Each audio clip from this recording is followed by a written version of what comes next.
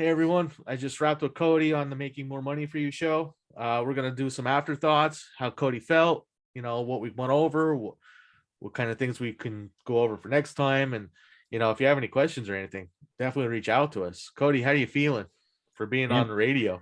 I love it. I love these kind of things. Like, which is just my job, right? Just come in and be on radio. This is great.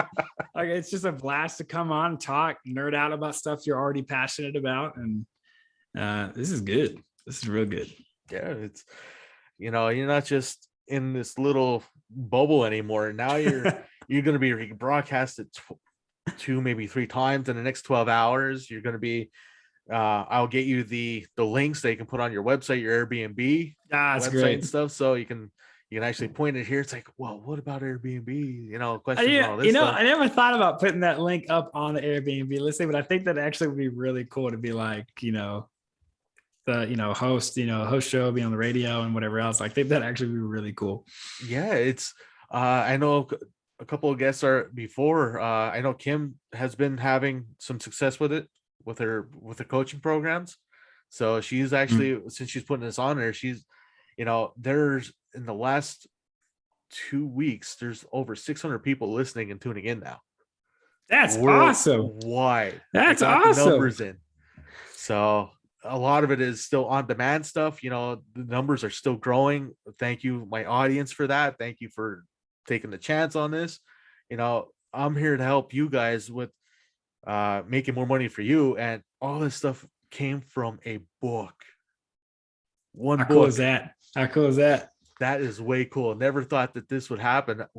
What are your thoughts on all this stuff that's going on right now and where you're going? I mean, honestly, it all comes down to having some kind of platform or medium to publish on, right? So books is obviously, something we both have a connection with, for sure. But it's taking that and then also how do I leverage this further, right? So you obviously took it, you leveraged it, you got to go on podcasts, that ultimately led to writing articles for magazines and then went into, look at you now. You got your own, your own radio show. So in a very short period of time. So I think the first step is always is finding what medium are you going to publish on, right? And then how you leverage it, right? The leveraging piece is huge, right? Let's say I know you got the YouTube channel, right? And that's what we're doing this for. But let's say your main focus was YouTube, right? Okay, how do you leverage it? All right, probably tap into and collaborate with other YouTubers, other people from other mediums and whatever else, and like start interviewing just like you're doing here. Yeah. And expand that network and then, watch it grow and then increase your impact that you're having on a lot of people who are tuning in and listening and getting inspired and going like, okay, maybe I can try that. Maybe I can do this. Maybe I can make more money in ways that I just didn't know existed or were possible. Right. And a lot of these things are overlooked because we take them for granted, like the spare rooms. People, it's like, okay, I'm just going to keep my junk here. It's going to be like that. It's like I'll get to it, one day, maybe after I pass away, it's my kid's problem then. Yeah. But you took the initiative and stayed up. Of course, you stayed at an Airbnb before you did this. Yeah. Am I right? Okay. So yeah, you got the experience and now you got your wife on board and, the family's on board with this. And it's like, okay, let's try it. And you're seeing so much success with it. It paid your mortgage. It's paying your bills. It's paying your taxes. Anything you put in your house now is pretty much tax deductible. Right. So your income level is going down and you're actually expanding out to, you bought another house. And that house is paying for itself, if not already paid for itself. Yeah. And, you're branching out and you have people working for you now. You have employees, you have operating procedures, and now you're thinking about doing themed rooms on top of that. That's right. It's ridiculous on, one simple thing that you tried and you incorporated it into your life. Yeah. And funny enough, like my wife was the big driver for it. And she has no business experience, like none. Never started a business, doesn't really have like an entrepreneur bug. Okay. Right. But it was like her, I was surprised because I was like, I didn't even consider it because I was like, there's no way she's going to want strangers in her home. Right. And yet right? After she started staying at Airbnbs with me as we traveled and whatever else, she was like, you know what? I think we can do this. And I'm like, I don't think so, but we'll try it. So, because again, I saw I'm in a small town in Mississippi. There's no reason for people really to come here. Why would you even look on Airbnb in our area? And I was proven wrong, delightfully so. So I know there's people out there who are thinking the same thing. They're like, it's Abby that, okay, it worked for you. Right. It couldn't work for me. I was like, I would say go on Airbnb and just go see, are there Airbnbs in my area? And if there are, and they're getting booked out, what more do you need? If you have one hotel in your area, you already have a proof of concept. For at least to get started and try it with a low investment, aka your guest bedroom. And you brought up a very good point is you do the long-term stays as well because of workers, That's people right. that are vacation people and the workers and whatnot. So that's guaranteed money for 1 week, 2 weeks, 3, whatever, up to however long you have it set. That's one less thing you have to worry about actually booking. So you have that going for you. It's a consistency of it's always coming in, right? Of those people. So like the long-term guests, like those are my favorite. Because I just love having the consistency of like the same people there, and they respect the place, they respect each other, and it's funny, they build like a tiny little community within our home, right? It's cool to see how that plays out. Something else we didn't even talk about on the radio show. I mean, that time was flying by. It does. Is going into, right, being strategic about, let's say you find a home that's like kind of like a fixer upper, right? And focusing on, because what ends up happening is we end up focusing on like kitchens and bathrooms first, right? Living rooms. And instead, because what we end up doing is we focus on the bedrooms first because we had to get that property up and running, because we wanted to take advantage of like the first month that the mortgage we weren't being charged a mortgage when we bought the place, right? So they give you that 30 days, and so we're like, hey, let's take advantage of this as fast as possible. So we got it up real quick. I mean, we had Airbnb, we had Amazon boxes coming out every single day of stuff, just furnished. It just all, I mean, it was all the time there was boxes coming in. Like there was a giant stack of cardboard in the base floor of the house where we had to keep all the stuff. And so we got the bedrooms up first. They were first. We didn't focus on the living room. We didn't focus on the kitchen, right? Other than just being clean, right? And so I was like, well, good gracious, if you did this for a property you wanted to fix up and sell, there's nothing stopping you from focusing on the bedrooms first, renting those out to Airbnb for a pretty great price, right? A very better price where people are like, oh yeah, I'm gonna stay there, right? Because they're getting a great deal. And you just, in the description, you're like, hey, this is a work in progress home, right? Kitchen ain't available, right? But there's a bathroom and you have a room and internet. Enjoy. So you have these people coming in and they're paying for the renovations to finish the flip, right? So then the money comes in, you go through and you hire contractors or you do it yourself, right, to pay the materials and labor to fix up the rest of the house. And then at that point, cool, you didn't have to invest any of your money to renovate the house, and you can either sell it as is, as an investment property with Airbnb, because already furnished, or just sell it outright and shut down the Airbnb site for that house. In the meantime, you had some other people using that, again, that dead space in that house to pay for the renovation. You flipped it, you made a profit, and you just take that money and do it again. Yeah, you have a steady income even throughout, like you're saying, throughout the renovation process, the renovation and whatnot. That's right. That's ridiculous. And then, you have those people there. It's like, okay, well, how would you can actually ask them you can actually poll the people what they want. It's like, well, okay, well, I haven't considered this, I haven't considered that. And it's great. So you actually get to know what your customer wants. So customer research is right there. You just ask them. Yeah, it's okay. Well, at the next time, what would you like different? Or, we're still building this. What would you like to see here? You just ask everybody that's coming in, and it's like, okay, well, we have 90% that want this and 10% that want doesn't want that. So that actually takes time away from trying to your decision process, because this is what they want. Okay, we'll get it to Yeah, them. It's a no-brainer. for sure.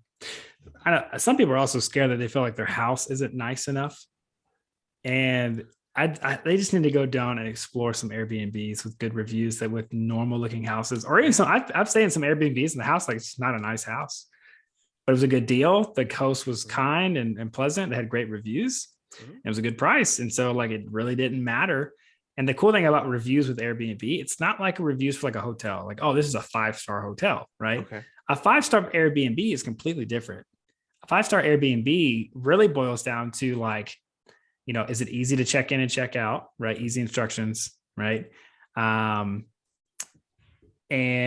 is it as expected based on your description, based on the photos, right? Is it as expected, right? And so the last thing is just make sure, is it clean, right? You nail cleanliness, you nail an easy check-in and check-out process, and you have a description of your place that is very accurate. And people rate 5 stars on Airbnb based on that. They don't rate it based on like, oh, it had all the amenities, and it was in this super cool neighborhood, and it had a toilet that was plated with gold, right? None of that stuff matters, because that's not the Airbnb community. Can you get some snazzy places on Airbnb? Yeah, you can rent out mansions on Airbnb. But again, like the whole rating system is literally based on just a set few of criteria of like, it was clean. Okay. Host was great. Easy check-in, check-out, as expected. 5 stars. Wow. And those reviews climb fast when you hit those bullet points. Yeah, right. When you hit those points, it's great. So people are wondering like, wow, so standard's pretty low. Like standard's pretty standard, right? That's the beautiful part. It's standard. So if you want to wow your guest, it doesn't take much. No. A custom note that says "Welcome, John," right? And then going like, having a few things that are like set up. Like we have these felt plush blankets that go over the edge of the bed at the bottom. Okay. And you can write stuff in it, right? Oh, that's cool. You go one way, it's a different color. You go away, it's a different color, right? So you can write like stuff like "welcome" and "hi," smiley face and stuff in it. It's like, so it's like little stuff like that. Like people want to be like, you don't need to wow them, right? It's very little stuff of just like, oh, this is an experience. It's not like a hotel. Yeah, and it's off the beaten path, and a lot of people don't like going into hotels because of that. I hated hotels after 2 years. I hated them. Every time you check in, it's like, okay, same thing, this, that, They do have a cookie cutter template to them, don't they? Oh, they do. It's like, okay, it's like, well, then I'm like, I know where I'm at. It's the same as your other 5,000 I've stayed at. You go do your thing, you get out. It's like everything was closed and there's nothing around, and you get there, it's like, okay, this looks nice, but I'm not going to spend that much time here because I'm there to work. That's right. So it was like you're giving them a bed, you're giving them a pillow, and sanctuary. Honestly, it's sanctuary for a little bit of time out of your home, so they can actually feel like they're at home. Yeah. Instead of actually like another number, it's like, and then you have all the kids running around above you and below you and fighting out in the hallway. So, and whatever else, right? And also just having access to like a full kitchen. Yeah, that's a big deal, right? People are like, a huge deal, right? So you get a good price, you get your own room, and so for some of our guests, like they share a bathroom. They don't care. No. It doesn't bother them, right? And we're talking people from all different backgrounds, all different age groups, right? They really don't care. Like it doesn't really bother them to have a community bathroom, right? Because it stays clean, it gets clean, and whatever else, right? So sometimes just like, honestly, like you said, it's a different experience, right? Walking, like last night, I stayed at a hostel. It was Airbnb, but it's a hostel. First time I ever stayed at a hostel before. Gnarly experience. No way. Gnarly experience. So how was that? Describe the experience. What was it like? All right, so I've passed through and seen some hostels on trips, mainly international, honestly, like Singapore and things of that sort. Never stayed in them, right? I wanted to, but usually my wife's like, No, because she hears like hostel, and she thinks like a dumpster converted to a bed, right? So like, or horror movie. That's or a the horror first movie, thing. right? Something Yeah. like that. So there's that piece of there. So I was like, it was super good price in New Orleans, great reviews. I was like, I'm gonna give it a shot. I'm gonna do it. Yeah. So you pull up, you walk in. The bottom floor is a bar, right? So you're like, and there's not a traditional check-in. They've got like it's movie night. They're like, hey, they were watching like I think it was like not Jeepers Creepers, Beetlejuice. They're watching Beetlejuice. Oh wait, And okay. it was just near the end. So they were like, hey, and I was checking. I had no idea how to check in. I was like, what is this? You check in at the bar. So like they pull up like a chair and they're like checking in. I was like, this is so weird. And they give you a room key and they're like, hey, do you want to suggest the next movie? I was like, original Ghostbusters. And they were like, yeah, original Ghostbusters, perfect. And so they're playing their Ghostbusters movie. I was like, this place is awesome. And they're like, here's your room key. You're in 303. Elevator doesn't work. Use the stairs. I was like, sounds good. So I go up. It's kind of late at night. I was getting in late because I had a flying out early this morning to fly to Salt Lake City. And there's already people asleep in there. Like I woke them up going in the room, right? Like a hotel kind of looking room, Okay. right? With the bathroom and 2 bunk beds, right? That's So pretty bunk bed and then above on the side of the wall, and each person has like a locker, right? So you're assigned to bed D. So I was like, cool. So like in the dark, you're trying to find like, where's bed D, right? And so yeah, so I got in. I'm trying to be quiet because I totally woke them up. Felt so bad, but it's like that's kind of the hostile environment of like, it happens. So I got in bed, and then it takes a little bit to kind of settle down because you're both thinking the same thing, I believe, right? There was both this weird tension in the room of like, are they a serial killer? And so there's like a 5-minute area of like, do I die here? Is it about to happen? And then afterwards you're like, okay, maybe we're not serial killers. Maybe we're both just want to get to some sleep. And then you finally like you both settle down and go back to sleep. Whatever else. So gnarly experience. Had it been earlier, we could have had a conversation and talked, which would have been way better. But like it was so late at night. So I just walked in the room, and it's not a big room. And you're like, you just get in the bed, get some blanket, go to sleep, set an alarm, and you're like, all right, this is weird, but whatever. I need to sleep. And I don't regret it. I'll probably go back and do it again, to be honest. That's definitely an experience. That's an adventure right there. Yeah, for sure. Especially if you have to check in at the bar. Of course, you sit down at the bar, you want a drink, you want some food. And there's it's not like, again, like it's not like a template cookie cutter hotel where you're like, what the front desk looks like. Right. You don't have to guess. Like you're like, that's the front desk, and that's the lady working behind the night shift who does not want to be there. No, here at the bar, they're having a good time. Mm-hmm. You have no idea where to check in because it's just a bar, right? So like, I'm like, am I in the right place? Like I'm checking in. I was like, yeah, you're in the right place. Hold on 1 second. So like they wheel this chair, like an office chair, up to like the corner of the bar, and they're like, what's your name? What's your ID? And you're like checking in, and you're like, cool. And they're just having this conversation with them. And it's just cool, man. It was just different. It was like, yeah, this is like that. This is obviously a hostile experience, but it's kind of the reason why people do Airbnb is like not only just have a good deal in places, but you wanting something different. That's out of the norm. I'm actually thinking about doing it next time I go somewhere. I'll definitely look into it. I want to try it now. Do it. I want to try it now. If it's got good reviews, you may be all right. Yeah, you'll be fine. Get there earlier so you can have a conversation with those people that show up in your room, right? So it's not super awkward. Like I showed up 10, 11. Oh, wow. They were asleep. And it's like a hotel door. There's like a hotel door. There is no way to sneak into a hotel. Oh no. Those doors are like meant to be like, yeah, they let you know. Yeah.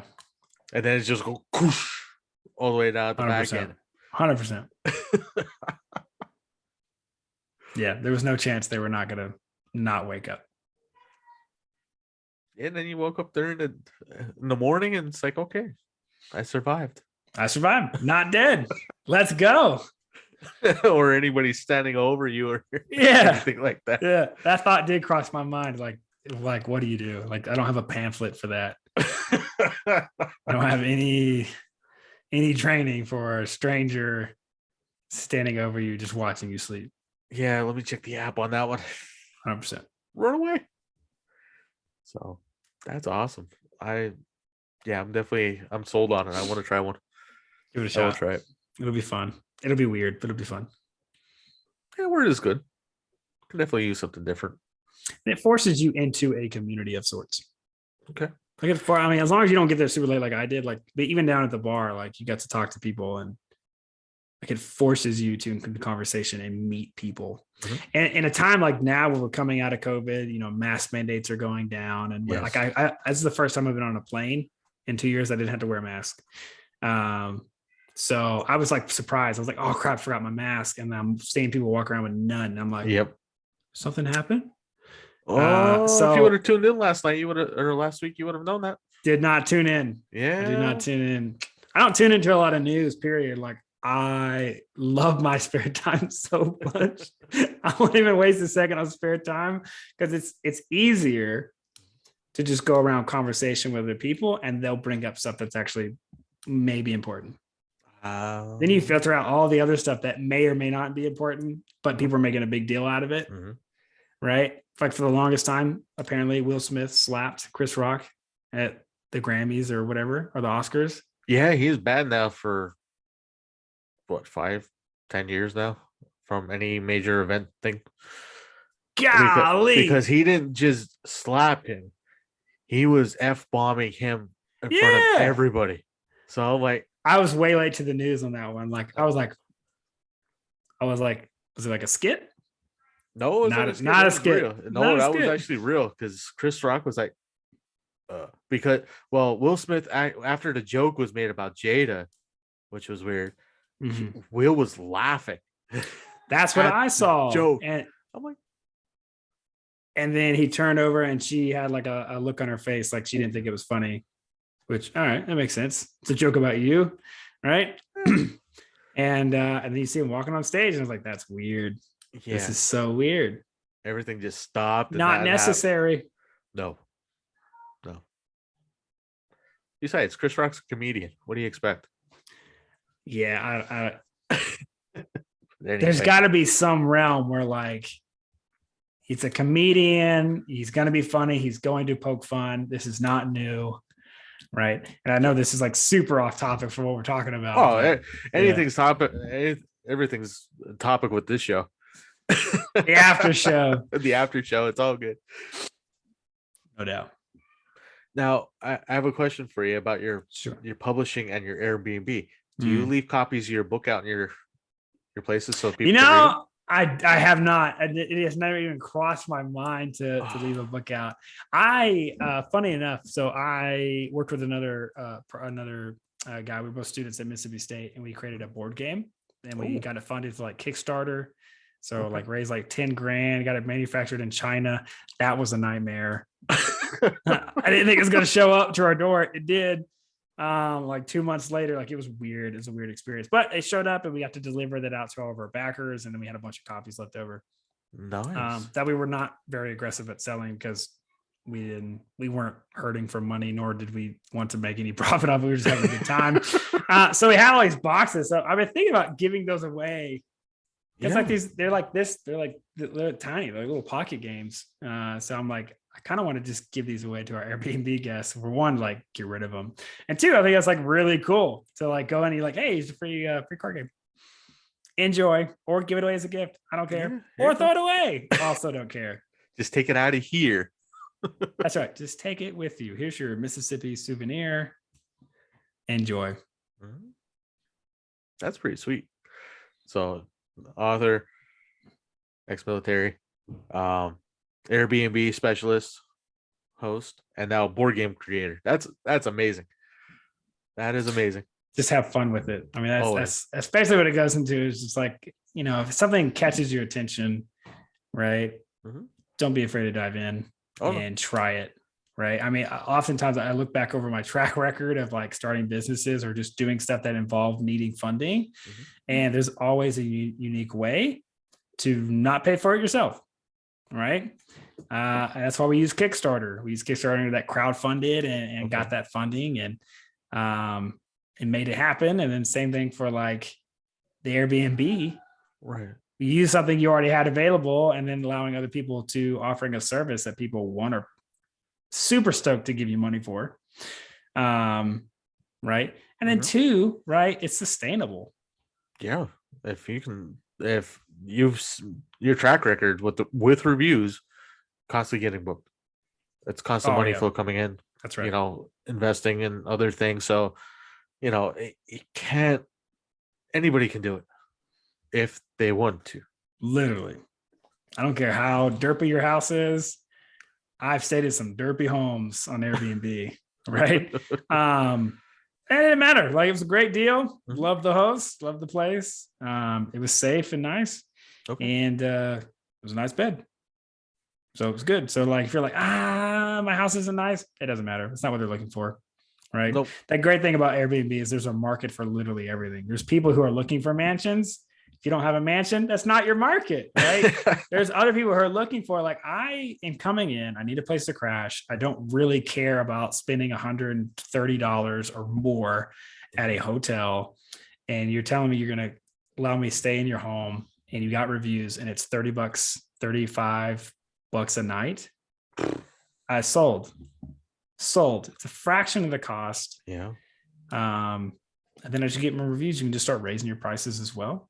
And maybe, you take that income and you take that derpy home, right? And turning it into a less derpy home, right? So like there's so many things you could do, or just don't like take it and invest it somewhere else. Like, and I'm not bashing anyone's home by any shape, form, or fashion, right? I just don't want you to let those things kind of stop you from getting started. Yeah, you got to start somewhere. If you'll get the reviews and whatnot, it's like, okay, well, this needs to get fixed after you didn't know it needed to get fixed, and you fix it, you move on. Yeah, you move on. 100%. Wonderful. That is sweet. And sometimes you can just have your friends stay there. Like we didn't do this, but we know other people who certainly have. Like they'll have a friend stay there and leave a review. So at least there's one. Okay. To get people to take the plunge and stay at your place and start going about that way. That's great, and you don't have to market it. It's out on their website. Oh, it's the best part. That's the best. You don't have to work. You don't need to make websites. You don't know how to like reach out to people. You don't have to sell them on your place. No. Right. You offer a good price at a place that they're coming to anyway. Mm-hmm. I promise you they'll book it and stay. Yeah. That's wonderful. Oh, wow, Cody. We are already a half hour past the show. So we've been talking for over an hour and a half now about Airbnbs, being on the radio show, making the money for anybody out there that has extra space. How do you feel? These things are a blast. They're a blast. I mean, like I talked about earlier, like when you get to come on and nerd about this kind of stuff, especially when you get super excited about how easy it is, right? Are there some days you got to work on stuff? Of course, right? There was days we had to go and like work to get the room set up initially, and then so there's some work involved, and that's perfectly fine. But man, to be able to start a source of income in less than a week. I mean, there's not a lot of opportunities like that. There's plenty of them. I'm sure you could come up with them, but like that's a really easy one to jump into, and you don't have to have any experience. No, and there's people all over the world that can actually do this now, with the help, literally, and content that you just provided. And there's not a better time to do it now because COVID's been lifted and people are traveling way more now than they were. Like people are itching to get out. Oh, exactly. So I would say now's a great time. Great time to get in. Yeah, people are breaking out. The travel world. Last week with the Note from Travel folks, they're booming. This is booming. Travel in general is booming, minus the cost of gas. But hey, if you puke looking at, because again, Mississippi, right? So I guess it's still like rising there. Right now it's like where I'm at, like 365. It was like 380 not too long ago. But like Salt Lake City is like 450. I'm like, oh. And then you go to like California and they're like, yeah, it's like $6, sometimes $8. yeah. I'm like, oh my gosh. Sell your car. Like, go get a bicycle. This is ridiculous. One of those little bicycles I'm on the getting side a of the moped. road. Yeah, I'm getting an electric bike. This is unreal. But hey, people are itching to travel. Yes, sir. So if they're going to be spending more money on gas, they're going to be looking to save money on places where they stay. So if you come in and offer them a great place to stay at a good price, like that wasn't making you any money to begin with, but now it is, sounds like a win-win to me. Absolutely. Well, I'm gonna thank you for your time. Thank you for the after show, because I will edit this out a little bit. Great. I will throw this on YouTube. I'll give you the